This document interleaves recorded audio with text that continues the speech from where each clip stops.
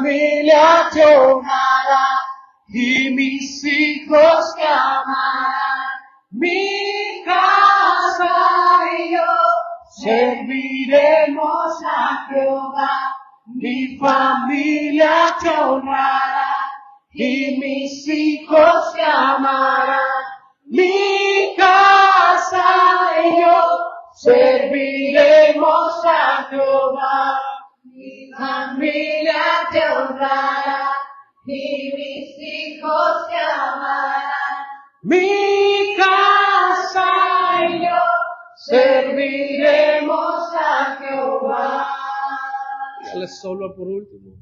Reina en mi casa, habita en mi hogar. Y mis generaciones por siempre te honrarán, Señor. Un aplauso. Gracias. Puede tomar su lugar y anhelamos que toda la palabra de Dios y que todo lo que nosotros decimos, cantemos, que nosotros adoremos, se cumpla en nuestras vidas. Amén. Amén. Esta melodía, esta canción o alabanza está inspirada en la icónica frase de Josué. Cuando el pueblo decidió ir en pos de otros dioses, él dijo: si querés ir en pos de otros dioses, adelante. Pero mi casa y yo serviremos a Jehová. Yo y mi casa serviremos a Jehová. Y él decidió ir en pos de la voluntad de Dios, de todo el plan que Dios tenía para con aquel que Dios llamó como sucesor de Moisés, y que para muchos pudo haber sido un hombre que podía haber sido descalificado, como hoy en día muchos de nosotros podemos ser descalificados ante los ojos de los demás por no ser de la sangre de aquel que ministra o dirige. Pero la Biblia me enseña en muchas evidencias que no siempre la persona que comparte el lazo sanguíneo se vuelve el sucesor de aquel al que es sucedido.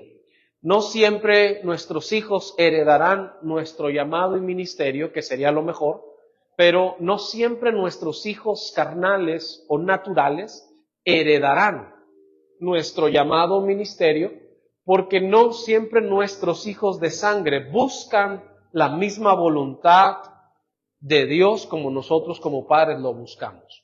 Y es una tristeza decirlo, porque la realidad es que herencia de Jehová son los hijos habidos en la juventud, dice el libro de los Salmos, y lo hemos leído acá. Pero hay muchas referencias y evidencias de cómo a veces nuestros hijos naturales no siempre buscan el mismo camino que nosotros como padres o como líderes. Inclusive para mí, en lo personal, estoy hablando de mi perspectiva personal, no quiero que la gente de internet lo tome como que el pastor Charlie ya dijo que así es y así va a ser toda la vida, no. Mi perspectiva personal es que el peor error de un pastor es querer obligar a sus hijos a ser pastores. Porque muchas veces nosotros queremos que nuestros hijos hombres o nuestras hijas mujeres hereden nuestro manto ministerial, pero no siempre están hechos para ese mismo llamado, sino que nosotros como padres fuimos llamados y fuimos formados, pero el destino de nuestros hijos puede ser que Dios lo lleve a otras áreas en las que quizás nosotros como pastores no hemos llegado.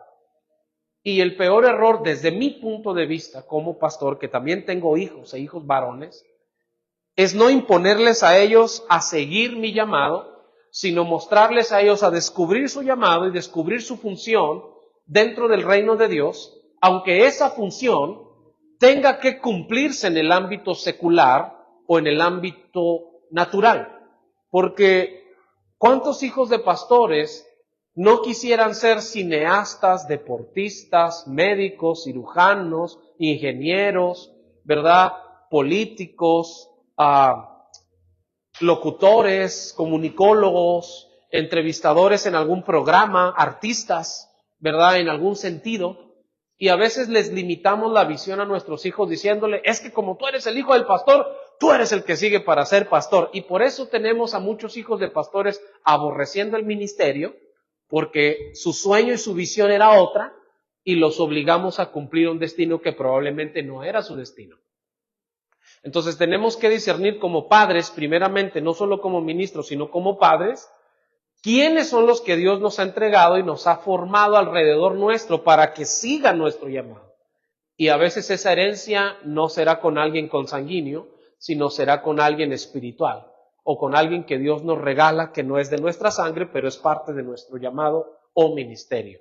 Y digo esto porque es mi perspectiva, porque creo como papá primeramente, antes que como pastor, como papá, que si mis hijos quisieran seguir un camino que no es dentro de las funciones del ministerio en la iglesia, pero estoy hablando de que ellos no se apartan de Dios, ni de sus creencias, ni de sus valores, ni de su fe, ni de sus principios, sino que posiblemente alguno de nuestros hijos salió bueno para la medicina, y quiere ser un buen cirujano y puede ejercer su llamado ahí, en una sala de hospital, rescatando a muchas personas, usando el talento y el don y la habilidad que Dios les da para fungir en esas áreas, porque quizás yo como pastor, yo no estudié medicina.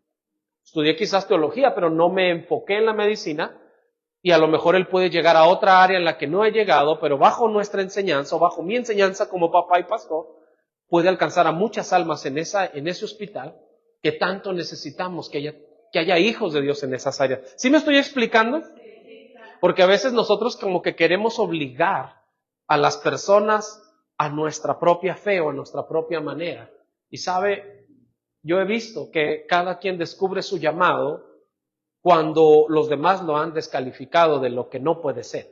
Porque este es mi llamado y esto es lo que yo amo hacer, y yo no cambiaría mi llamado por ninguna otra profesión, aunque tenga una profesión y aunque pueda tener un oficio o lo que usted quiera, pero no cambiaría mi llamado porque he descubierto en él mi identidad y mi vida. Amén. Pero no significa que mi hijo Lucas tenga que obligatoriamente heredar mi manto y que diga, sí, pues ya me tengo que quedar con la iglesia o las iglesias que mi papá fundó y pues yo tengo que seguir en esto, y que él no quisiera.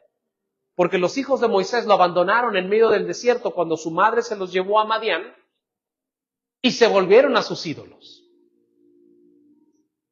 Y se volvieron atrás, Gersón y Manasés.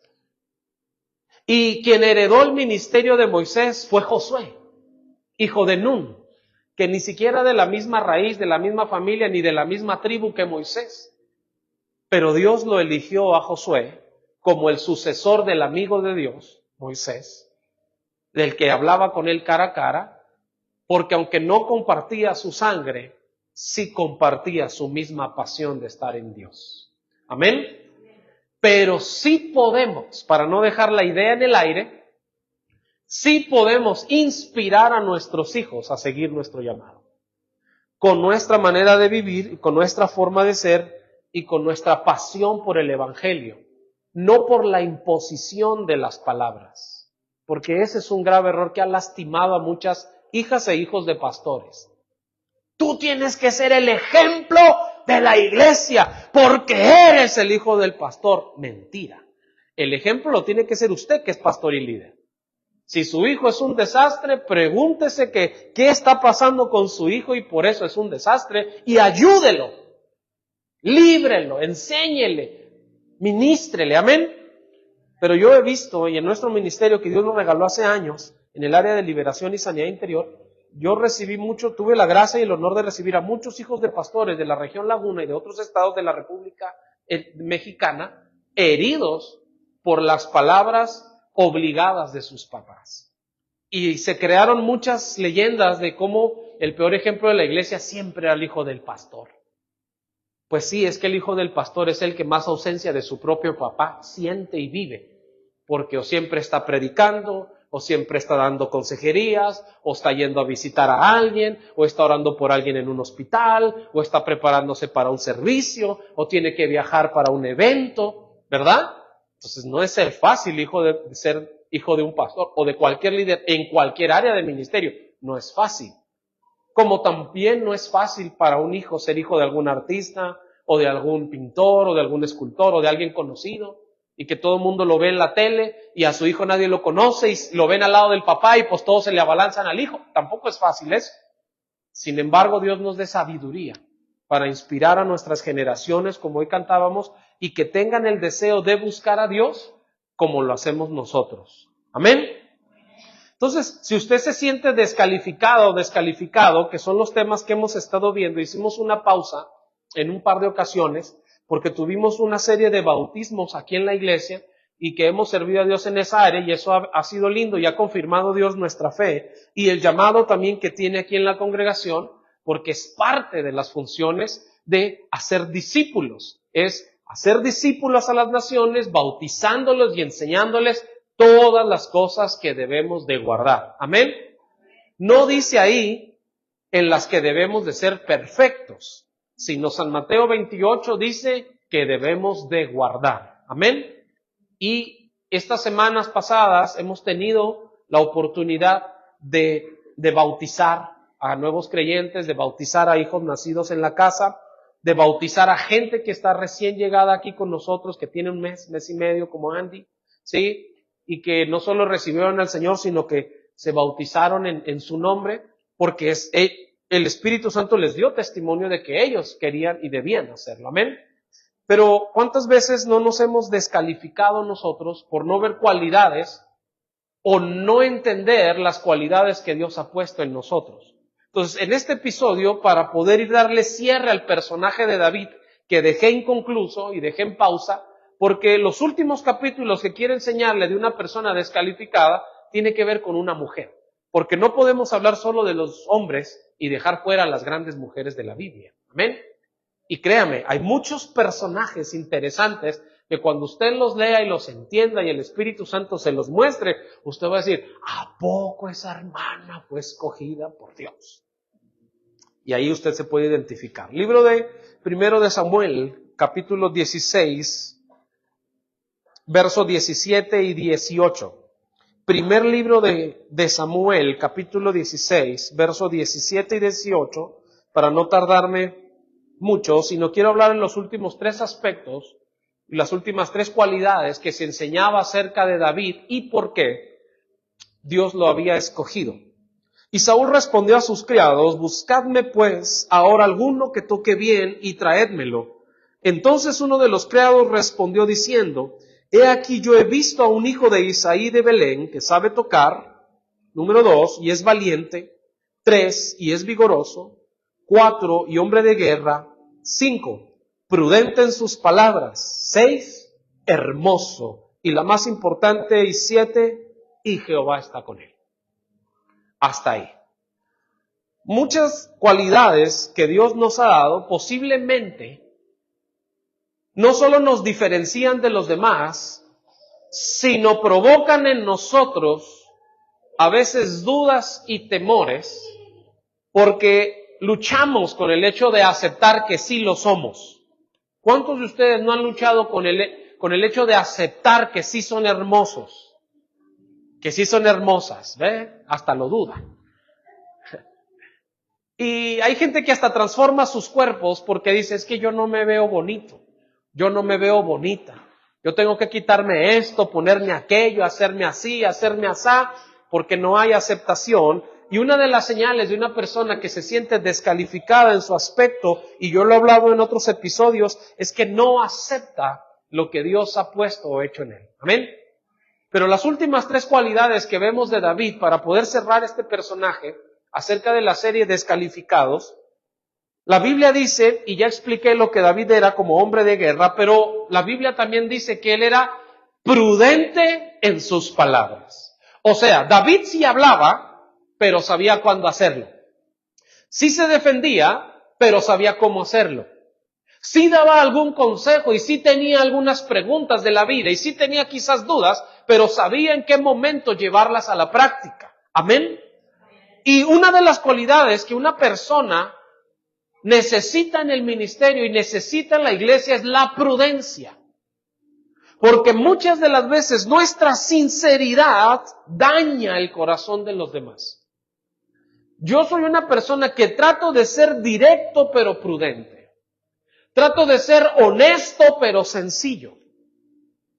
Puedo ser una persona que pueda abordar quizás N cantidad de temas a cierto nivel, pero trato de conducirme como una persona sencilla cuando debo de hacerlo en el área en el que debo de hacerlo. En una ocasión escuché a un pastor que predicó un mensaje muy lindo hace muchos años. Fue un testimonio grande de un gran evangelista que estaba con otro gran evangelista llamado Josué Irión. Y él es un hombre de Dios muy terrible, muy tremendo. Entonces, en una ocasión estaban ellos dos juntos y él cuenta este testimonio. Yo escuchaba ese testimonio. Y aquel pastor en una campaña evangelística con gente pobre y gente de muy escasos recursos del área de Asia, de un lindo mensaje muy bueno, pero al final termina diciendo, y si ustedes no creen a este mensaje, muchas consecuencias escatológicas vendrán a su vida. Todo estaba bien hasta el momento en el que mencionó esa palabra y nadie le entendió. Escatológicas. Y todos se quedaron con cara de what? What's going on with him? Todos se quedaron con cara de ¿y qué quiso decirnos? Entonces aquí el evangelista Josué Irión se le acerca y le dice, todo estuvo perfecto, pero si hubieras usado otra palabra al final para que la gente te entendiera, hubiera sido mejor y alcanzas a todas las almas.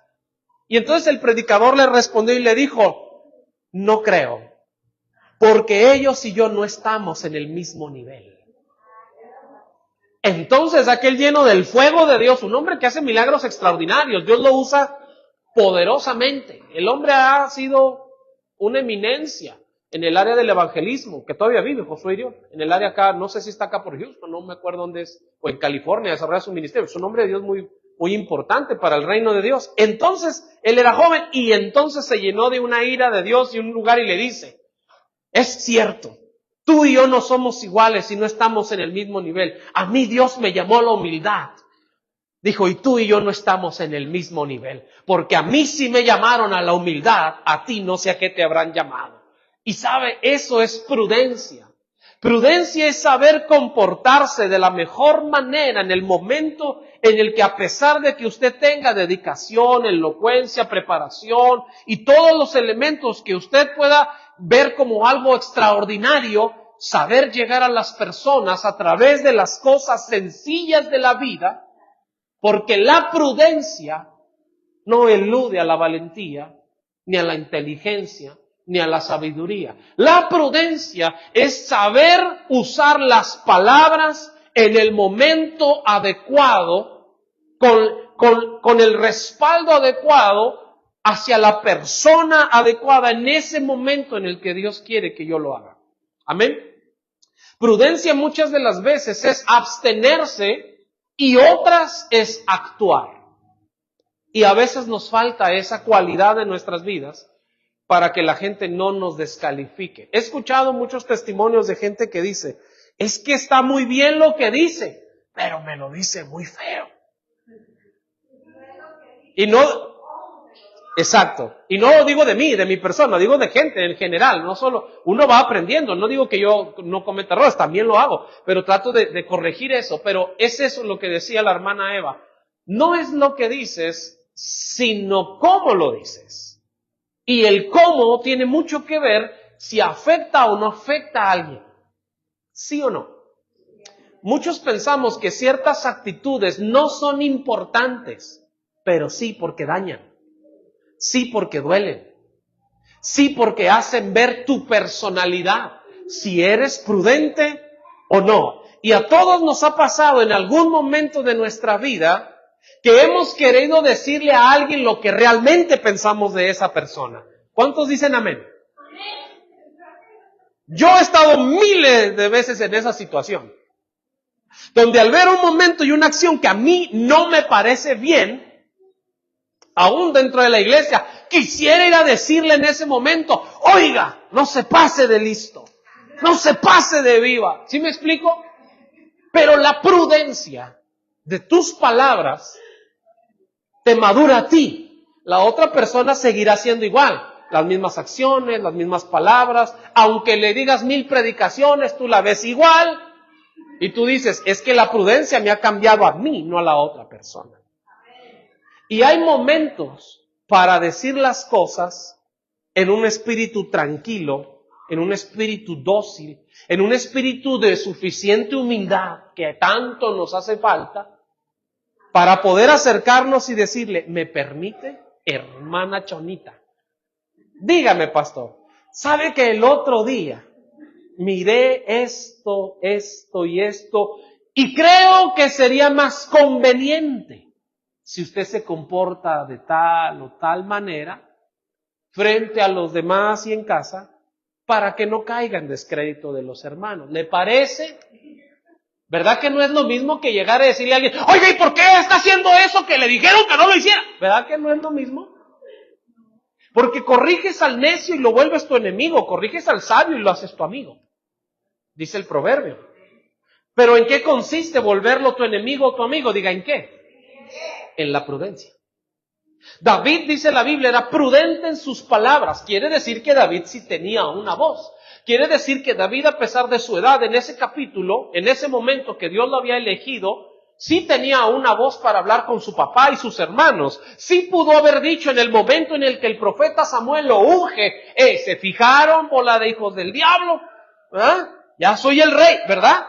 Él pudo haber tomado esa actitud y decirle a sus hermanos, ya se fijaron, bola de gente que me descalificó y me despreció y me mandaron a cuidar las ovejas. ¿Ya te fijaste, papá, que por mí ahora vas a comer? Él pudo haberlo hecho. ¿Cuántos de los hijos han sido tan imprudentes que después de que usted les sirvió toda una vida, el día que agarran su primer trabajillo, porque no saben lo que es trabajar, trabajillo, y te pagan $60 de un bill del agua, es el costo más bajo acá, ya sienten que te mantienen? Pues si yo no trabajo, ¿cómo le haría? Imprudentes, ¿sí o no? Y usted pudiera recalárselas todas y recordarle todo su pasado y todo lo que le ha dado y todo lo que le ha servido, pero en usted calla y otorga. Diga por favor conmigo, ¿por qué? ¿Por qué? Porque usted ha aprendido la prudencia con los años. Yo nunca miré que mi mamá me hablara igual que a mi hermano. Porque mi hermano, aunque era el modelo de la figura en la familia, era una figura a seguir, siempre miré que mi hermano carecía de cierto carácter y a mí me sobraban palabras. Entonces nunca fue lo mismo, el mismo trato, porque a uno lo tenían que puchar para que hiciera y a otro lo tenían que frenar para que dejara de hacer. ¿Me explico? Porque cada carácter es distinto y cada llamado es diferente, cada unción es distinta. Entonces, habemos pastores que a veces necesitamos jalar a alguien para detenerlo y decirle, quieto, prieto.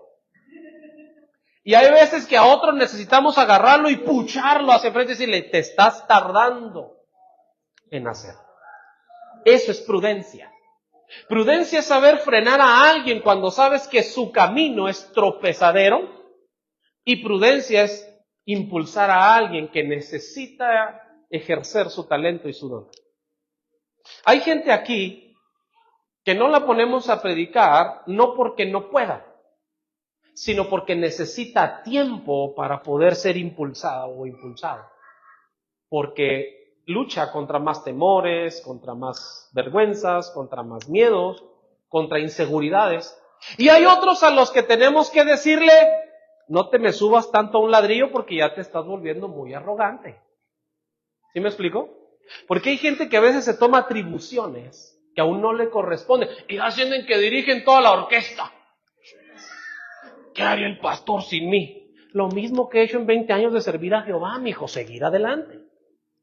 ¿Sí o no? ¿Sí o no? Diga por favor conmigo, ¿cómo se sabe que alguien es prudente?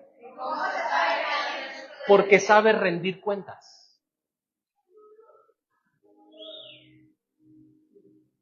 Ahora, acá vemos algunos pastores y líderes que Dios nos está formando, Dios nos ha levantado, y es un principio innegable.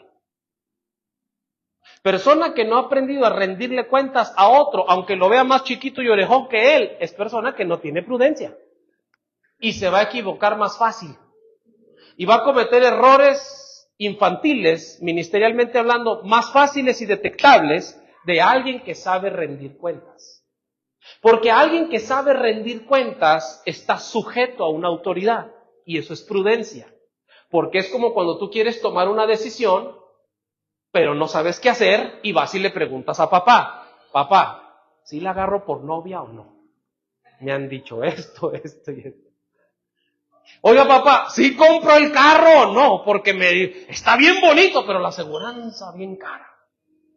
Entonces hay el testimonio de ciertas personas que yo he conocido acá, que han regresado sus autos porque ya no pudieron pagarlos ni tampoco la aseguranza. Digo, ¿para qué lo compraste si sabías que no ganabas para pagar tanto?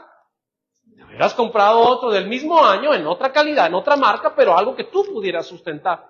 Entonces ahí tenemos gente regresando sus Teslas, porque la pura aseguranza cuesta $1,000, más aparte cargarlos, más aparte 2,000 del pago, y no ganan ni siquiera para sacar la aseguranza. ¿Sí me explico? Entonces tenemos a gente en vergüenza en la iglesia, porque, ¿qué hermana? ¿Y dónde dejó su Tesla? El otro imprudente. ¿Sí o no? Que le pica la cresta al otro que ahora lo ve caído. Y dice, es mi momento de actuar. Yo he visto eso acá, en muchas personas. No digo aquí en la iglesia, sino en el país. Entonces hay gente que, ¿y dónde dejó su Tesla, hermano? ¿Sí me explico? Imprudente. Porque si tú sabes que tu hermano está dolido por lo que le pasó y tú todavía llegas y le mueles la herida. ¿Nunca le ha pasado eso? Y a veces nuestra imprudencia empieza con cosas pequeñas que no sabemos controlar, como el hecho de cuando alguien te invita a comer y le dice, le quedó salada la sopa, hermano. Quédese callada y cómasela. En otra plática, sin la gente le dice, oiga, hermano, el otro día como que estaba pero bien bíblica su sopa. ¿Por qué? Tenía mucha sal. La sal de la tierra. Y entonces, sí me explico, pero yo vi muchas cosas en mi familia, que las cuñadas salían peleadas entre las otras cuñadas y los tíos, porque un imprudente llegaba y te decía lo que no quieres escuchar en el momento que no lo puedes escuchar. Porque hay gente que a veces presume de cierto talento o condición, y ahí está el tío en el caso de las carnitas y los chicharrones, y llega el otro imprudente, te quedaron bien corriosos los chicharrones, Manuel. Y el otro como que le dice, todavía te los doy, todavía vienes y me recalas. ¿Sí me explico? Y a veces uno agarra enemistades por imprudencia. ¿Cierto o no? Como también cuando hay prudencia usted gana amigos. Porque hay momentos para decirle a una persona las cosas que usted no solo ve mal, sino que sabe que esa persona la van a llevar a un mal destino. Y eres prudente y oras y te esperas y le dices, ¿puedo hablar contigo? Mira, esto y esto y esto. Está bien si está bien en tu persona, pero mira, te recomiendo que por este lado le des, sería más fácil para ti. Y entonces ya la persona piensa un poco y dice, sí es cierto. La prudencia no quita lo valiente, pero sí vuelve más sabia a la persona. ¿Sí o no? Dice la Biblia en el libro del Eclesiastés capítulo 3. Hay un tiempo, y ese siempre lo usamos para velorios, o no sé para qué lo usarán para predicar, pero la Biblia habla de para velorios, ¿verdad? Sí, yo también lo he usado. Sí, que me confirmen ahí todos los pastores por internet si todos hemos usado ese pasaje para algún velorio, yo también, ¿verdad? Pero la Biblia habla de tiempos, y dice que hay tiempo para llorar y tiempo para reír. Dice tiempo para abrazar y tiempo para abstenerse de abrazar. Tiempo para bailar y tiempo de endechar. Dice tiempo de amar y tiempo de odiar. Y la Biblia habla de tiempos y luego da la referencia y dice tiempo para vivir y tiempo de morir. Tiempo de juntar y tiempo de esparcir. Y nos habla muchas situaciones que son contrarias la una con la otra o que son antónimas. Sin embargo, no está hablando solamente un sermón para velorio. Lo que realmente el Eclesiastés 3 nos está enseñando es prudencia. Hay un tiempo para todo. Hay un tiempo para sembrar, pero un tiempo para recoger. Hay un tiempo para hablar, y diga por favor conmigo, y un tiempo para ahorrarme mis palabras. Porque hay momentos en los cuales usted y yo debemos comprar una alcancía espiritual y ahorrarnos nuestros comentarios. Porque esos comentarios afectan en ese momento que la persona no tiene la madurez de recibirlos. Y tenemos que aprender a ser prudentes en nuestras palabras. Muchas iglesias se han dañado porque hemos sido pastores imprudentes que sacamos, Dios me libre, lo digo por humildad, pero Dios me libre, que la gente saca a la luz los trapitos de la iglesia a través de una predicación en el púlpito. Ese es el peor error que un pastor puede cometer.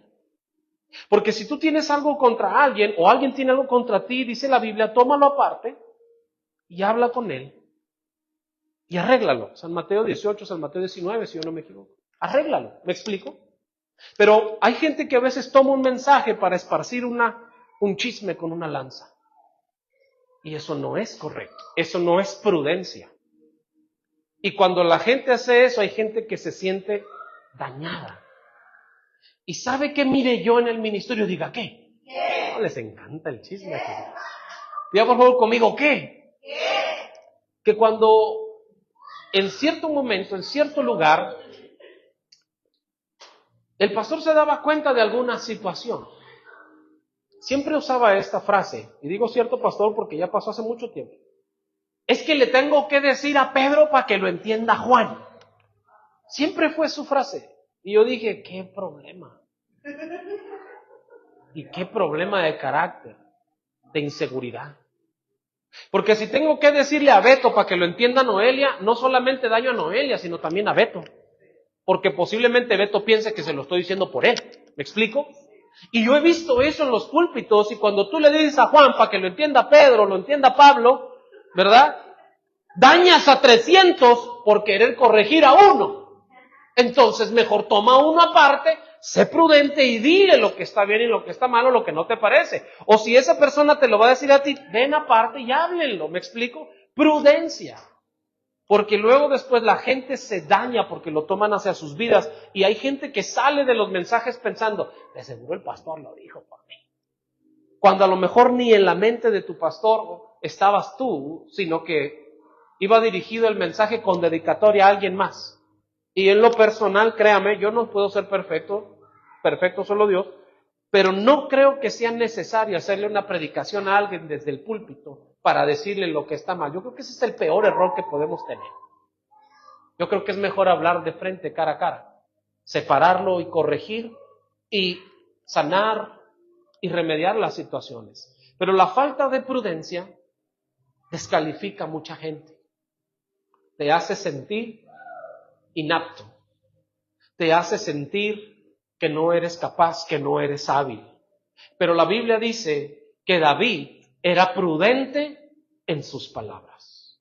Y aunque hay veces que tuvo que hablar siendo un muchacho, pero escogido por Dios, cuando sus hermanos lo menospreciaron y cuando su hermano mayor lo miró venir a la guerra, que ese es el contexto de este texto, dice que su hermano que lo miró cuando llegó, fíjese, hasta malagradecido era el hermano.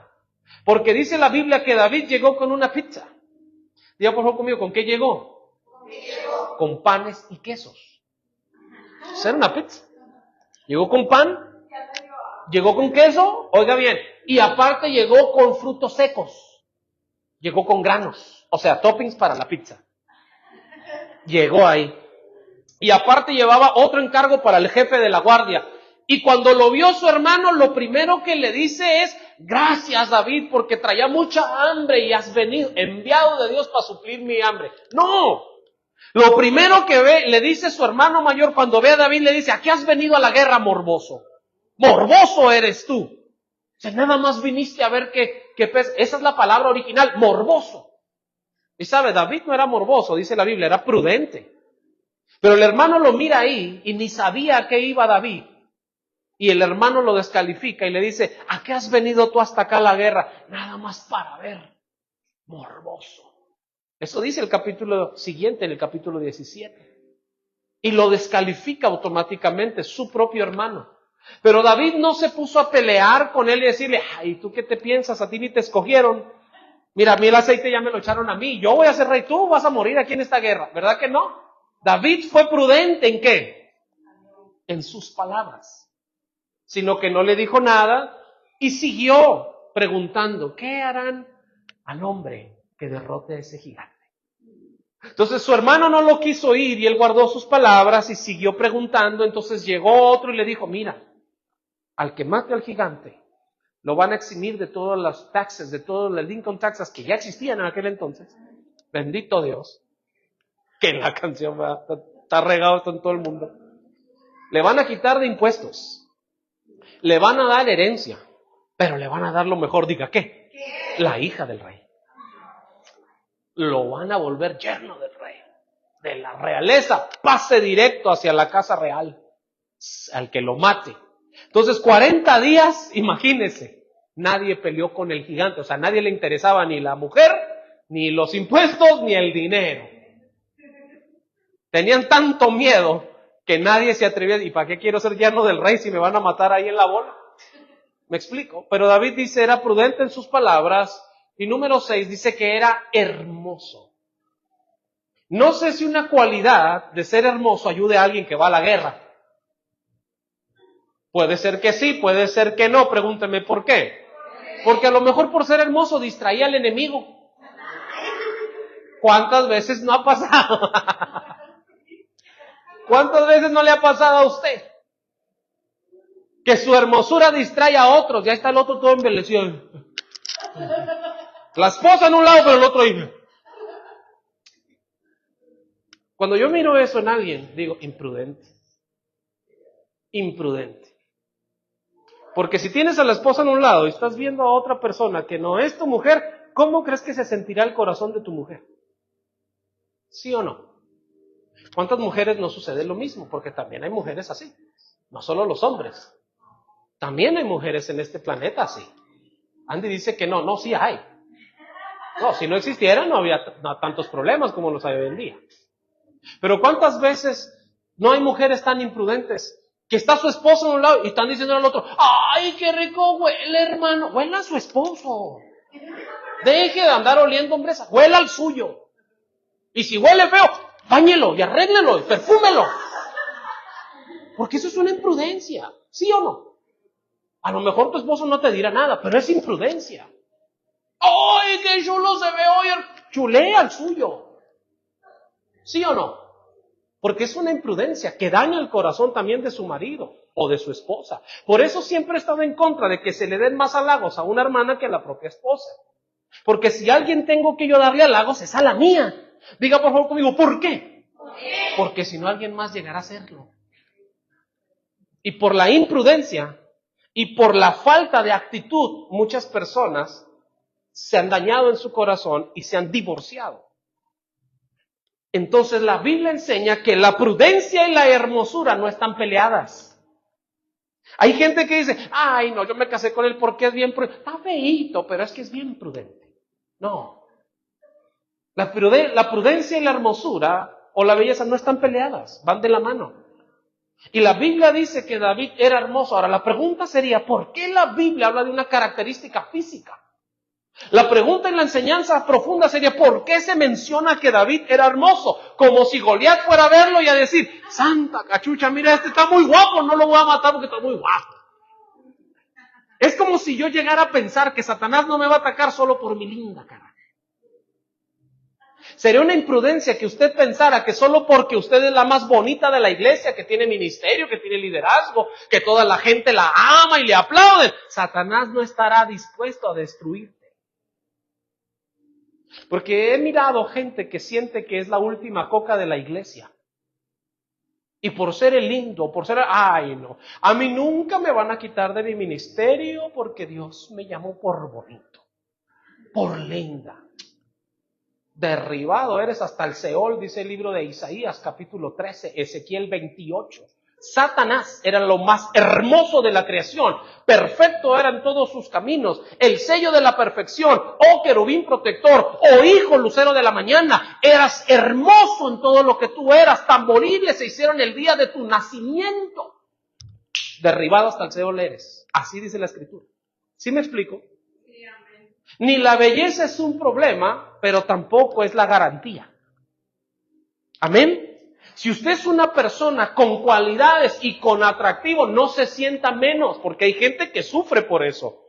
Ay, pastor, no mienta. No, sí. Hay gente a la que su belleza le causa conflicto, porque como sabe que los demás le tienen envidia, recelo a su personalidad, hay gente que aún siendo atractiva, no tiene personalidad. No sé si ha conocido ese tipo de personas. Tienen un atractivo espectacular, pero son tan inseguras. Y usted le dice, ay, porque toda la gente le dice, ay, qué bonito estás, qué bonita. Y la otra por dentro, estoy inseguro, estoy insegura, todo descalificado. Y lo único que le da seguridad es verse bien, porque es lo que las demás personas le resaltan, ¿sí o no? Pues hay gente para la que la belleza es un problema, hay gente para la que no. Y lo han sabido aprovechar. Pero la cuestión física y la cuestión de la prudencia no están peleadas. Ahora quiero enseñarle, antes de irnos, por qué la Biblia habla y da la cualidad de David. Diga por favor conmigo, ¿por qué? Porque David es una figura de Cristo. No es solo porque en su persona, en ese momento o en ese tiempo, David tenía cualidades de aspecto físico que podían ser llamativas o que podía tener cualidades que los demás podían notar. Libro de los Salmos, capítulo 45. Solo el versículo 1 y el versículo 2. Si tienen frío le puede subir, porque a lo mejor se siente frío. ¿Sí? Es que a lo mejor está más baja la temperatura. Libro de los Salmos, capítulo 45, versículo 1 y versículo 2. Rebosa mi corazón palabra buena. Dirijo al rey mi canto. Mi lengua es pluma de escribiente muy ligero. Y aquí viene el cumplimiento, o bien el por qué se menciona en parte, por qué David dice que era hermoso. Diga, ¿por qué? Porque David es una figura de Cristo, es una sombra. Y mire de quién habla la Biblia, que es el más hermoso. Dice, eres el más hermoso de los hijos de los hombres. La gracia se derramó en tus labios. Por tanto, Dios te ha bendecido para siempre. El libro de los Salmos 45 está hablando de una referencia profética de Cristo. Cuando Samuel menciona en los aspectos y las características de David, todos los demás lo habían descalificado y probablemente lo habían descalificado porque también era atractivo. ¿Cuántas veces no te han dicho a ti, sí, conseguiste el trabajo porque eres bien coqueta? ¿Nunca le han dicho eso a usted? No, de seguro. Consiguió el trabajo porque es bien coqueta. De seguro consiguió el puesto porque ese es bien volado. Siempre alguien atractivo es un problema para los demás. Dice Mindy, I know. Porque cuando alguien es atractivo, los demás se sienten amenazados. Y sabe, yo me he preocupado por hermosear mi corazón más que mi físico, que es necesario mantener la salud. Amén. Y que si usted, Dios le ha dado una gracia personal o exterior, no debe de ser un problema en su mente ni en su corazón. Es parte de lo que a usted le tocó. Sin embargo, si otros te descalifican por cómo te ves o cómo no te ves, recuerda que lo que Dios busca es el corazón y que la apariencia exterior, si es atractiva, debe de ser una cualidad que sea utilizada para decir sí. Puedo tener cierta característica, pero es porque quiero ser el reflejo de mi Señor. Amén. Y nos dejemos de envidias, de conflictos, porque es muy triste ver a gente pelear en la iglesia por, ay no, es que esa hermana no, Jezabel. Lo primero que ven en una persona que es atractiva y se viste bien y se arregla cuando entra a la iglesia, Jezabel. Si usted es una persona que le gusta andar desalineada, no jezabelice a los demás. ¿Sí o no? Yo he visto mucho ese problema en cualquier ministerio de mujeres. Solo porque la hermana tiene otro aspecto físico o el hombre tiene otro aspecto físico. ¡Ay, no, el diablo! ¡Ay, no! Y criticamos y juzgamos. Cuando a veces son cualidades que Dios ha puesto aquí, no porque se mencionan porque queramos hacer alarde, sino porque la Biblia habla como David es una figura de nuestro Señor Jesucristo y dice, Él es el más hermoso de los hijos de los hombres. La gracia se derramó en sus labios. Amén. Nuestro más precioso tesoro y la persona más hermosa desde el Génesis hasta el libro de Revelaciones es nuestro Señor Jesucristo. No existe ni existirá nadie como Él, y aunque haya muchos que quieran compararse a Él, no existe nadie como Él. No existe nadie. Pero sabe, la prudencia es una virtud. Diga por favor conmigo, la prudencia es una virtud que atrae y que conquista. Porque ¿a quién tú le confiarías tus problemas? ¿A alguien que va y despilfarra todo lo que dicen, todo lo que le cuentas? Ah, no, pastor, es que mi pecho no es bodega. No, no queremos que sea una bodega, pero que sí queremos que sea un miembro prudente. ¿Me explico? Que si alguien te lo cuenta para orar, ores. No que vaya a decir, ay, fíjese lo que, oye, es que esto me quema. Yo siento un fuego que me está quemando. Espíritu Santo. ¿Me explico? Oh, es que ya necesito, es que si no lo saco, Señor, si no lo comparto. No, no lo compartas. Si fue entre tú y esa persona, quédatelo entre tú y esa persona. Si es una situación que necesita atención, entonces ven con tu pastor y dile, oiga, no sé si sea prudente que se lo diga, pero no me siento cómodo cargando este secreto. Quiero compartírselo a usted para ver qué hacemos. ¿Me explico? La prudencia y la belleza que hermosea el corazón. Esa virtud hermosea el corazón y hermosea a una persona, porque ¿en quién más depositas la confianza? ¿En alguien que es prudente en sus palabras? ¿O en alguien que todavía ni le explicas el problema y ya te está juzgando? ¿Sí o no? Hay gente tan juzgona que ni sabe todavía el problema y ya está echándole la culpa a alguien. Y eso no es ni prudente ni hermoso. Eso es imprudencia. Y eso afea el carácter de alguien. Amén. Pero número 7, y Jehová está con él. Esa última característica que David tenía, todos habían descalificado su ministerio, su llamado, su persona, su legado, hasta ese momento. Pero aquí se menciona, y Jehová está con él. ¿Puedes tú no tener el atractivo que otros tienen? ¿Puedes tú no tener la prudencia que otros tienen? Y estás formándote en ella. Puedes no tener tanta sabiduría en actuar, hablar o tomar decisiones como otros. Pero si la Biblia dice que Jehová está contigo, aunque todo el mundo se venga contra ti, si Jehová está contigo, vencerás. Si Jehová está contigo, aunque el rey te persiga con una lanza de celos para matarte, como Saúl perseguía a David, tú llegarás al propósito eterno.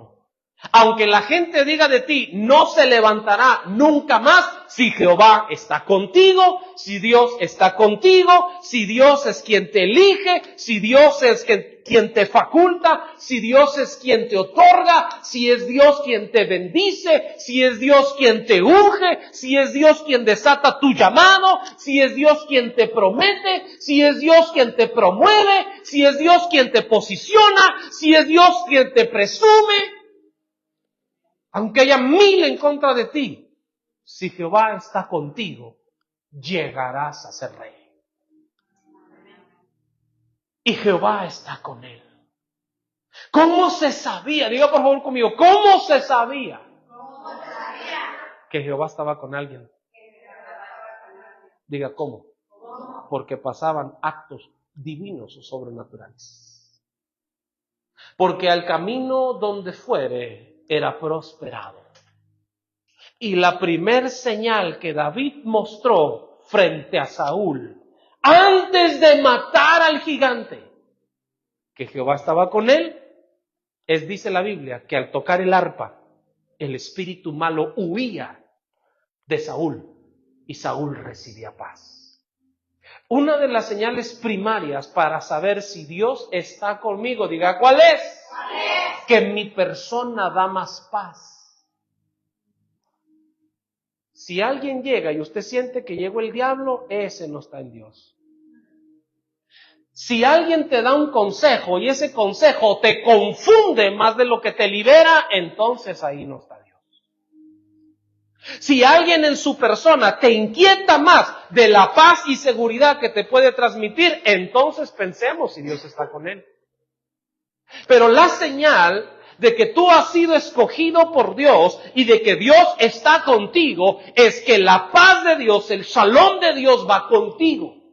Y a donde quiera que tú llegas, liberas, transformas, cambias. No sé si le ha tocado que hay una fiesta toda aguada, toda seria, toda callada, toda ahí triste, y usted llega y dice, aquí como que huele a muerto, vamos a ponerle ambiente a esto, y usted ni lo habían invitado, pero usted llegó ahí con alguien más, y agarró el micrófono, empezó a hacer chistes, empezó a hacer pachanga, puso la música, usted empezó a alegrar la fiesta, y al rato están todos, que caiga el fuego. ¿Me explico? Y usted tiene la capacidad de transformar un ambiente. Diga, ¿por qué? Porque Dios está contigo. Porque cuando Dios está con alguien, esa persona transforma el ambiente. Esa persona lo renueva. Esa persona lo cambia. Esa persona te transmite. Esa persona te inspira. No te emociona, te inspira. Porque dices, ¿cómo puede ser posible que tanto tiempo y no se le acaba la pila? Tantos tropiezos, tantas luchas, y ahí sigue amando a Dios. ¿Nunca le ha pasado eso con nadie? Que usted dice, a este le ha ido como en feria, pero míralo predicar, ahí sigue como si nada pasara en su vida. Porque cuando Dios está contigo, a pesar de las tribulaciones y angustias, tú sigues encendido en la misma pasión, en el mismo amor, en la misma intensidad de servir a Dios como cuando empezaste. Cuando Dios se ha apartado de alguien, hay gente que le pesa hasta predicar. Y he escuchado gente decir, no podrá predicar usted, hermano, porque no sé qué predicar hoy. ¿Sabe? Yo siempre tengo que predicar. Pero me gusta dar muchas oportunidades y decir, ¿no quieres? No, perfecto. ¿No quieres? No te preocupes. No es porque uno busca un reemplazo, sino porque tú sabes que hay momentos en los que dices, tienes que aventar, tienes que delegar, tienes que luchar contra ti mismo y decir, Señor, no me estoy comiendo yo solo el pastel. No sea que yo estoy siendo el estorbo para que alguien más crezca. ¿Sí me explico? Porque cuando tú amas a Dios y Dios está contigo, nunca se te acaban las palabras, nunca se te acaba la revelación, nunca se te acaba el ver a Dios en cada verso. Hay gente que dice, ya no sé qué predicar. Y si invitamos al hermano evangelista del rancho de aquí de Potter, allá al otro, allá, traigas, oiga, pero predica pura paja, pastor, tú tráelos. ¿Cuánto cobra? Ese cobra $500, dale 800, trae lo que se venga 3 noches aquí. Es triste eso, ¿ah? Oiga, pastor, pero es que está bien quemado. Tú tráelo. Al cabo nos llena la iglesia. Qué triste. Qué triste es que Dios ya no esté con él. La Biblia dice, y Jehová estaba con él. Y hace una diferencia. Jehová está con él. Cuando la mano de Dios, cuando el Espíritu de Dios, cuando Jehová está con alguien, en esta parte de la Escritura, diga por favor conmigo, ¿cómo se notaba? Porque profetizaba. Porque antes de que Jesucristo viniera, el Espíritu de Dios solo venía, tomaba a la persona, soltaba lo que Dios quería y se iba. Venía sobre el profeta y soltaba la palabra y volvía. Y los profetas solo eran un receptáculo de la palabra y del Espíritu y de la presencia de Dios. Y Jehová estaba con ellos y hacía señales, milagros y maravillas, pero el Espíritu volvía. Hasta que Jesús llegó a nuestras vidas es que el Espíritu Santo mora en nuestros corazones y no tiene que volver. Él mora en nuestras vidas, amén. Pero una señal de que Jehová estaba con alguien. Diga por favor conmigo, ¿cuál era? Oh, pero échele ganas para irnos, diga, ¿cuál era? el respaldo divino sobre situaciones que ese hombre no podía controlar por sí mismo. La señal para todo Israel de que Dios estaba con David, diga, ¿cuál es? Que te ponen un gigante, muchacha. La señal de que Dios está contigo es que te ponen un gigante que nadie puede vencer más que tú. 40 días por la mañana y por la tarde, Goliat ofendió al pueblo de Dios y a Dios. Durante 40 días, por la mañana y por la tarde, Goliat estuvo blasfemando el nombre de Dios frente al pueblo de Dios. Y hasta que llegó una persona que los hombres habían descalificado, pero que Dios había escogido y que Dios estaba con él, entonces David se presenta con un discurso profético y le dice, ¿quién es este incircunciso? Diga por favor conmigo, ¿cuál era la señal? Pero échele ganas, diga, ¿cuál era la señal? De que Dios estaba con David. Que David estaba circuncidado. David tenía un pacto con Dios al ser hebreo. A David le habían quitado el prepucio de su miembro desde niño y lo habían ungido, lo habían formado dentro de la cultura hebrea para decir, hay un pacto entre Dios y tú. Si tú eres fiel al pacto con Dios, Dios estará contigo.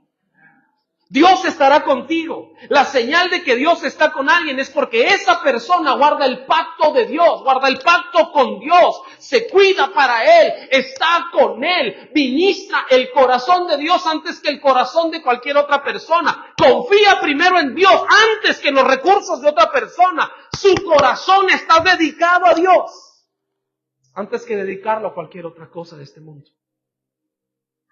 Y la señal para todo ese pueblo de que Dios estaba con David es que cuando David escuchó que Goliat blasfemaba y decía, denme un nombre que pelee conmigo. Si me vencen, nosotros seremos sus esclavos, pero si yo lo mato, ustedes serán nuestros siervos y nuestros esclavos. ¿Sabe qué pretendía hacer Goliat? Diga qué.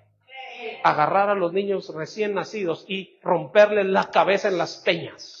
Abrirles los vientres a las embarazadas, sacar los niños y despeñarlos. Eso era lo que hacían los filisteos cuando conquistaban un pueblo. Agarrar a las vírgenes y destrozarlas sexualmente y abrirlas y mancillarlas y dejarlas marcadas para toda su vida. Matar a los ancianos y a los hombres de guerra y quedarse solamente con los jóvenes para entregarlos a su idolatría, formarlos para su ejército y después mandarlos matar. Eso es lo que hacía el pueblo de Filistea. Eso era lo que hacían los filisteos. Eso es lo que querían hacer, tomar el arca de Dios, tomar al pueblo de Dios y esclavizarlo bajo sus ritos. Eso era lo que quería hacer Goliat. Y le está diciendo durante 40 días por la mañana y por la noche, ustedes no son hombres. Porque si ustedes fueran hombres y su Dios fuera hombre, enviarían a un guerrero a pelear conmigo. 40 días se los dijo. Y nadie lo pudo enfrentar, ni el propio rey. Diga, ¿por qué? Porque Dios ya no estaba con él. Dios ya no estaba con Saúl. Dios estaba con David. Así que intencionalmente su padre lo envía a David. Y es toda una enseñanza profética. Con pan, con queso, con trigo, con granos. Lo envía con elementos. Que sería todo un seminario predicar de David. Pero cuando llega David y escucha las palabras y oye lo que el filisteo dice, lo primero que dice David es, ¿quién es este filisteo incircunciso? En pocas palabras, ¿quién es ese hombre que no tiene respaldo? A mí me respalda el Dios del pacto, a mí me respalda el que me ungió, pero a este, ¿quién lo respalda? A este, ¿quién lo protege? Este será como una de las bestias que yo mataba en el campo, fuera oso, fuese león. Voy a romperle el hocico por hocicón. Y se levanta David bajo la unción del poder de la profecía y va con el rey y le dice, rey, what's happening here, bro? ¿Por qué tanto miedo? ¿Por qué tanto miedo? Si a este no lo protegen sus dioses y a mí me protege el Dios que me mandó llamar. Termino con esto. ¿Sabe qué le dijo el rey? Dígate. Muchacho. Tú eres un muchacho. Él es un hombre de guerra desde su juventud. Le tenía más miedo a Goliat que nada. Hay gente que le tiene más miedo al diablo que a la propia esposa.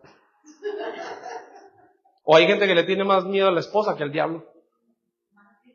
Al diablo lo reprenden en la iglesia, pero con la esposa no quieren llegar a decir que no se comieron el lonche porque ya saben que al día siguiente no habrá. Y a veces así llego. Llego y me lo como, porque si no me lo comí, llego y me lo como en la tarde, que me vuelvan a poner. Como hoy en la tarde, que no alcancé a comer, me lo comí en la tarde. Pero mire la enseñanza. Así que cuando él está ahí y le dice, no, Señor, sí, yo soy un muchacho, él es un hombre de guerra, pero Dios está conmigo. Él será como uno de los que yo mataba en el campo. Y entonces el rey Saúl, capítulo 17, dice que le trató de poner su armadura, su casco, su yelmo, su coraza, su espada, su cinto, y dice que le dijo a David, ándale, pruébate la armadura, ándale pues, ve a matarlo. Y dice que David parecía que caminaba como esos robots que a veces uno le pone tantas cosas, y le dijo, ¿sabes qué? Yo nunca he andado con esto. En pocas palabras, a mí tu forma de vivir no me sirve, tu forma de pensar no me sirve, tu sabiduría humana no me sirve. Me quieres que me ponga tu coraza, está llena de rebeldía. ¿Para qué quieres que use la misma forma de buscar a Dios que tú tienes si yo tengo la mía? Y se quitó toda la armadura de ese rey. Se quitó todo lo que le ofrecían. ¿Y sabe qué tomó? Diga, ¿qué tomó? ¿Qué tomó? 5 piedras de un río. Diga por favor conmigo, ¿y en dónde se las echó? ¿En dónde se las echó? En su saco pastoril, dice la Biblia. La pregunta sería, si ese saco pastoril era para echar alimento, ¿por qué estaba vacío? Ese es otro capítulo. Porque me estoy viendo. Oiga, esta historia continuará. Pero si termino este pasaje. Así que entonces dice que David se fue al frente a la guerra, en medio del valle en Ela, y corrió hacia allá. Y lo primero que hizo es que fue al arroyo, al río, y tomó 5 piedras. Diga por favor conmigo, ¿por qué? Porque aparte de Goliat había otros 4 gigantes. Y él dijo, si mato a uno y sus demás compinches, o sus demás amigos, o sus demás aliados, o sus otros hermanos se me dejan venir, aquí también tengo con qué quererlos. David no pensaba solo en uno. Una persona descalificada por los demás es una persona que siempre se sentirá con límites, pero una persona probada por Dios sabe que no solo vencerá a uno, sino puede vencer a todo lo que venga enfrente. En ese entonces había 5 hijos de Anac. Había 5 gigantes contando a Goliat. Y David tomó las 5 piedras del arroyo, las echó en su saco pastoril y se fue al frente de la batalla. Y solo llevaba su cayado, su vara, su saco, sus piedras y su onda. Traía una muy buena onda. Ese sí era buena onda. Y cuando estaba ahí enfrente, lo primero que el gigante le dice es, ¿soy acaso yo perro para que vengas a mí con palos? Y David se lo confirma así. El día de hoy Jehová te entregará en mi mano. Y hoy te cortaré la cabeza y daré tu cuerpo a las aves de los cielos. Y lo que más me encanta de ese pasaje, que termina David su profecía, porque Dios estaba con él, porque el Espíritu estaba en él. Y le dice, y hoy todo Israel sabrá que hay Dios en medio de su pueblo. Hoy toda la tierra sabrá que hay Dios en Israel. Cuando Dios está con alguien, nunca negará su fe. Porque aunque la gente critique tu fe, si Dios está contigo, tú nunca lo vas a negar a Él. La gente te va a desechar, la gente te va a cambiar, porque tú sigues otra fe. Si tú te mantienes en esa fe y aceptas y dices, pues prefiero quedarme hasta sin casa, pero no sin la presencia de mi Dios. Prefiero quedarme sin amigos, prefiero quedarme hasta sin el perro, pero que la presencia de Dios no me falte. La señal para Israel de que Dios estaba con David, que con una sola piedra, en el único lugar donde Goliat estaba descubierto, que era en la frente, todo lo demás su cuerpo estaba cubierto por 6 partes de una armadura, y tenía una lanza enorme que pesaba 600 ciclos. Todo su cuerpo decía 6666. Todo su cuerpo. Pero la única parte descubierta era la frente. ¿Dónde cree que entró la piedra? Diga, ¿dónde? En la mera frente. Con una sola piedra cayó el gigante. Dios no necesita mucho talento para usarte. Solo una pequeña piedra. Una poquita fe. algo que fundamente tu vida. Poquita prudencia y Dios la hace crecer. Poquita oración, pero cada vez más y más y Dios la hace crecer. Y tu gigante preparado no es para matarte. Diga, ¿para qué? Para promoverte. ¿Cómo se sabe que Dios está con alguien? Diga, ¿cómo? Porque sin pedirlo Dios te promueve. Y los demás lo notan. Y hay gente que dirá, ¿cómo puedes tú hacer tanto con tan poco? Sencillo, Dios está con él. ¿Le gustaría ponerse de pie, por favor, conmigo? Quizás los minutos se me han ido y la enseñanza ha crecido. Pero la realidad es que si Dios está contigo, si Dios está en tu vida, una pequeña piedra destruye tu gigante. Porque quizás no era la onda, no era la piedra que fue usada, sino el espíritu que estaba en David dirigiendo todo el plan y haciendo que su enemigo cayera frente a él. Si Dios te ha escogido a ti, si Dios está contigo, aunque haya muchos gigantes a tu alrededor, haya muchos lugares que tú dices, ¿cuándo alcanzaré esa iglesia? Y parece un gran gigante. ¿Cuándo tendré un localote? Y hay gente que solo sueña. Yo no vivo de sueños, yo vivo de propósitos. Porque hay gente que sueña con tener algo grande. No, yo no sueño con tener algo grande. Yo fui llamado a algo grande. Pero todo lo grande empieza a veces desde abajo. ¿Me explico? Pero hay gente, ay, ¿cuándo podré tener esto? Lo vas a tener el día que Jehová esté contigo. Porque cuando Dios esté contigo, todas las cosas te saldrán para tu bien. Romanos capítulo 8. Todas las cosas te ayudarán para tu bien, si Dios está contigo. Amén. Le damos un aplauso a Dios por su presencia.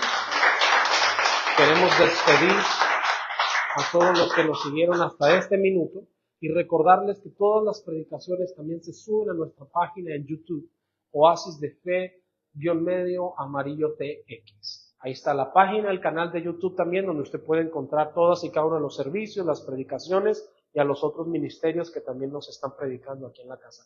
Que Dios los bendiga mucho.